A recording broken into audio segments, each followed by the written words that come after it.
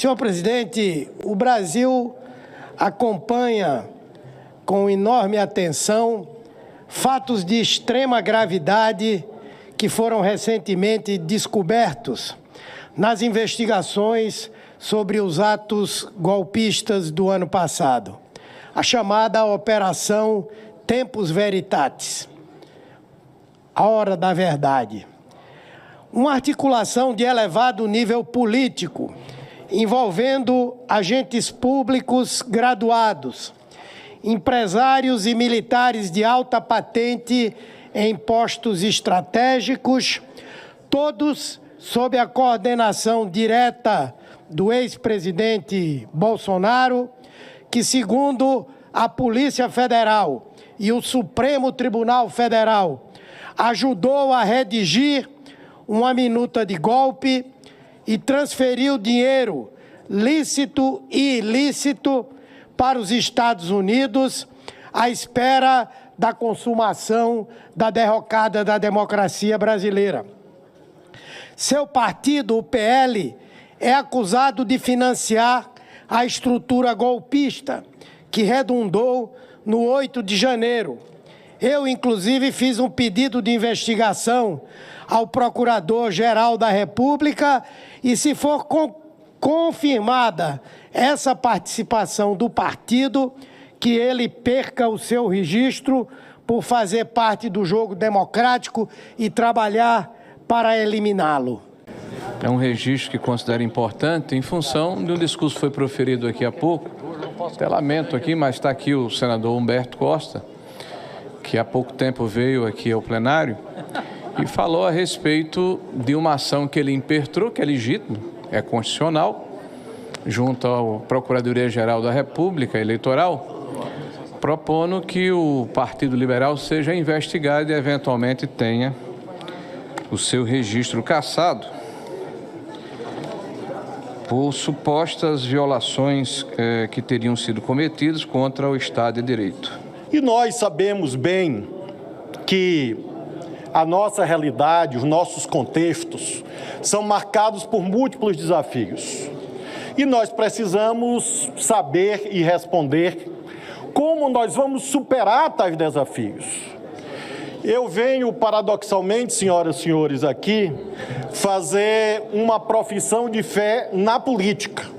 No momento exatamente em que dela me despeço, quero reiterar a minha total confiança, a minha total crença de que não há bom caminho para o Brasil fora da política. Nós precisamos de uma política forte e nós só teremos uma política forte com políticos credenciados a exercer a liderança que o Brasil exige. Nós precisamos, senhor presidente Rodrigo Pacheco, retomar a ideia de deveres patrióticos, deveres cívicos. Nós não podemos sucumbir à espetacularização da política.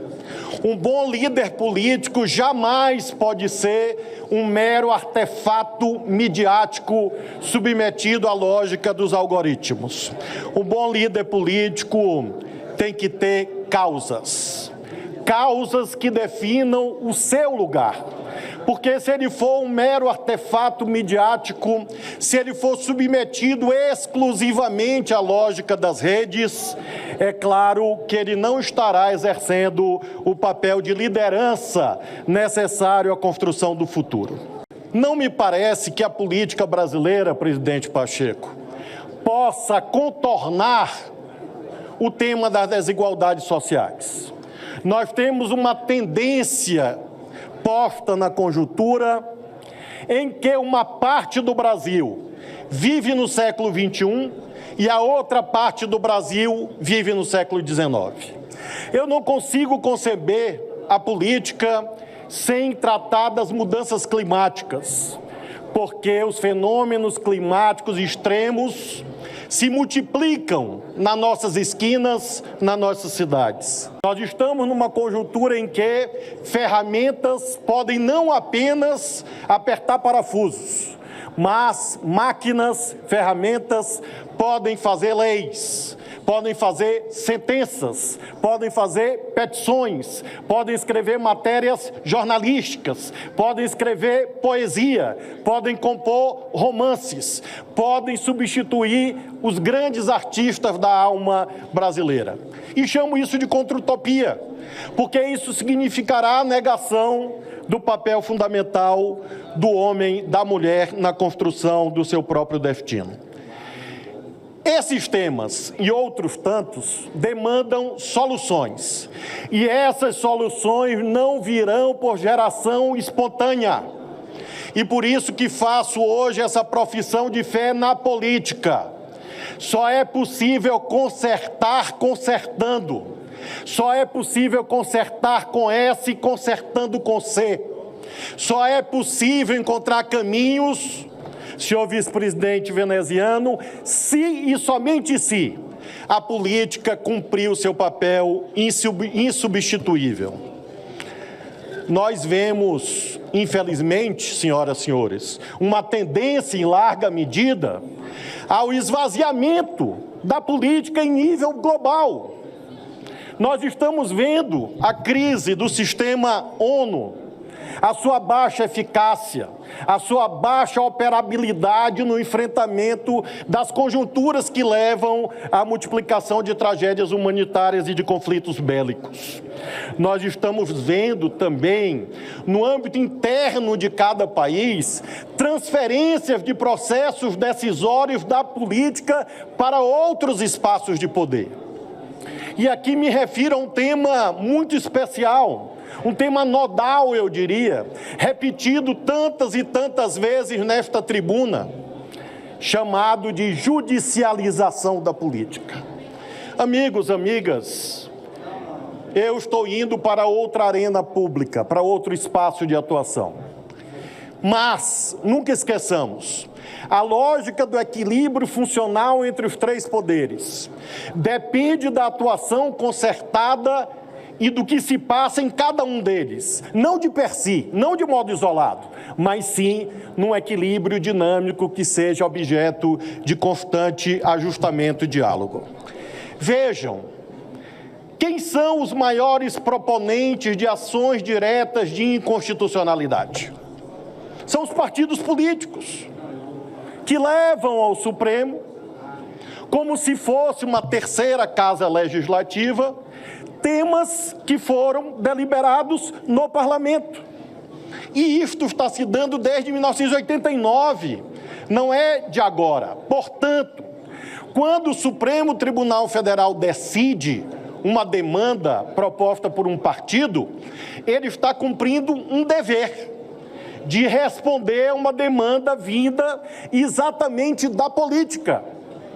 E é, portanto, fundamental que nós consigamos enxergar que essa transferência de decisões para outros âmbitos não se dá por uma apropriação unilateral deles, e sim, muitas vezes, em razão de fenômenos mais amplos. Vejam, senhoras e senhores, a suposta dualidade entre saber técnico e saber político. Quantas e quantas vezes o Congresso Nacional erigiu esferas de poder como supostamente superiores por serem apolíticas. E por isso mesmo, fizeram na prática tais decisões uma hierarquia entre saber técnico e saber político. Nós precisamos, senhoras e senhores, creio eu, como cidadãos, cidadãs, valorizar sempre a soberania popular. Claro, o saber técnico é essencial para a definição das políticas públicas, mas ele não nega, ele não exclui e ele não pode estar no escalão superior ao saber inerente da atividade política.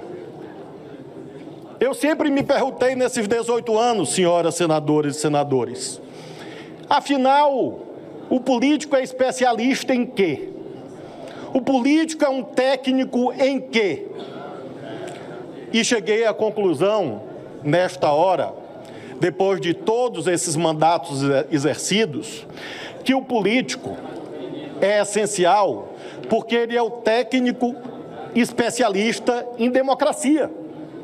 Ele pode até ser um mau político, e infelizmente usar, como há em toda profissão, mas ele tem que se submeter ao escrutínio popular. Ele tem que visitar os bairros, as cidades, as comunidades. Ele tem que fazer campanha eleitoral. E ao passar por esse crivo sagrado da democracia, é claro que ele deve ser reconhecido como um ator essencial no arbitramento dos direitos e das políticas públicas. É preciso, contudo, ao reconhecer essa centralidade da política, estar à altura do desafio. E eu, caminhando para o final desse pronunciamento de despedida, digo a todos os meus concidadãos, concidadãs e a todos os brasileiros e brasileiras que eu procurei sempre estar à altura desses desafios. Em primeiro lugar, tendo coragem para me posicionar nas horas, inclusive de dificuldade. E às vezes isso não é adequadamente compreendido no momento em que há essa mudança de papel. Evidentemente, o líder político é protagonista. O líder político tem nitidez, tem não só o direito, como tem o dever de ser protagonista dos debates públicos na sociedade. E para isso é preciso ter coragem. E eu tenho muita alegria de, nessa tribuna, dizer que errando ou acertando, como todo mundo erra e acerta, sempre tive posições claras. Em segundo lugar, é preciso ter humildade. O exercício da política demanda humildade para lidar com a controvérsia, para lidar com quem pensa diferente e para entender que seu poder é, de modo inevitável, transitório e submetido à sua excelência, o eleitor, a eleitora.